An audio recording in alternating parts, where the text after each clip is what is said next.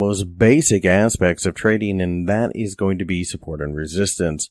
So support and resistance is exactly what it sounds like. It is support for price or resistance to price. So for example, a place where price won't drop below. So that is support there as the market continues to find buyers in this general vicinity, just as this was resistance as the markets kept trying to break above there, but could not actually accomplish that.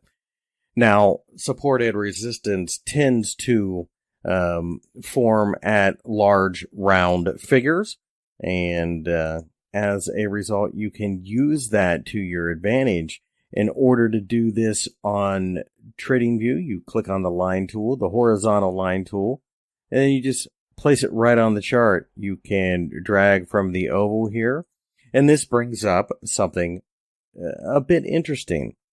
So, as you can see, I can right-click this and go down to the settings, the coordinates. I can make it 240 even, and most of the time you will find that price tends to respect these round numbers, like I said. Now, there is an area that has been supportive, a little bit of a range here, just below 240. And as we broke higher in Ethereum on the daily chart, we finally plunged through it and it offered resistance. You quite often see that. It's market memory. So what I use to illustrate this a lot of times will be the idea of a high rise. So say you've got 4 floors here. Floor 1, floor 2, floor 3, floor 4.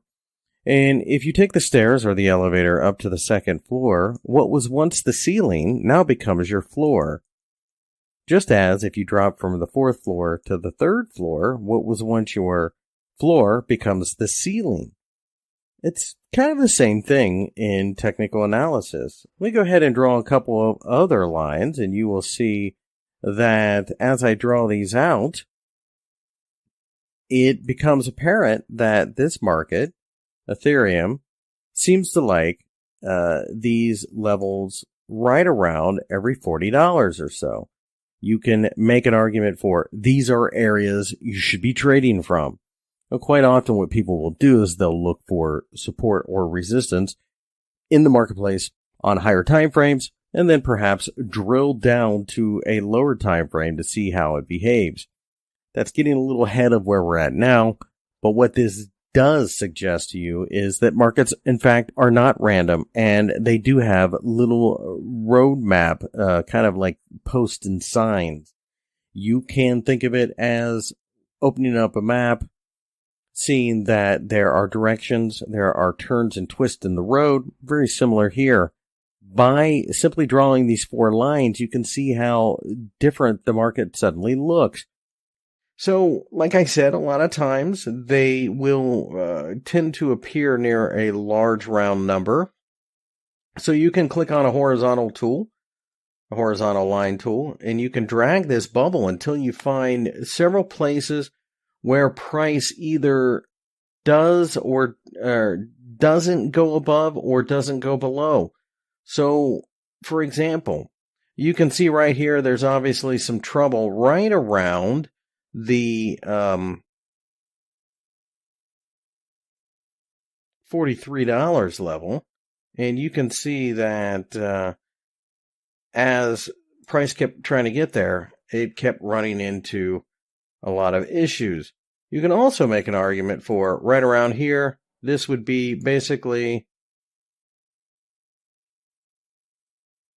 $85.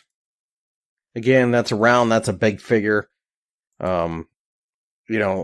You can quite often go into these markets, and like I said, you start to see a pattern. So, for example, let's see what 75 has to say here and Litecoin.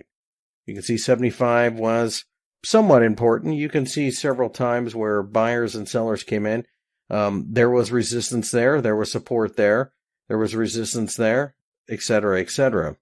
You can begin to, as you trade markets, you can begin to kind of get a feel for what they tend to like. Okay, so Litecoin here, you can see 70 has had an effect on price. So I'm going to take a wild guess and say that we're probably looking at about $15 intervals or so. So let's try 55. And again, it won't be perfect necessarily. It never really is, but you can start to see that there is a pattern to this. And if you really split hairs, you can talk about, for example, maybe are we going to be seeing, $5 increments? Well, there's probably a reaction on a short enough time frame. So you don't want to go crazy. What you want to see is something rather obvious. And then you kind of put it around the round number typically. So, for example, this is an area for me that I think shows support several times, resistance several times. It's basically $65. I could also make an argument about the $50 level.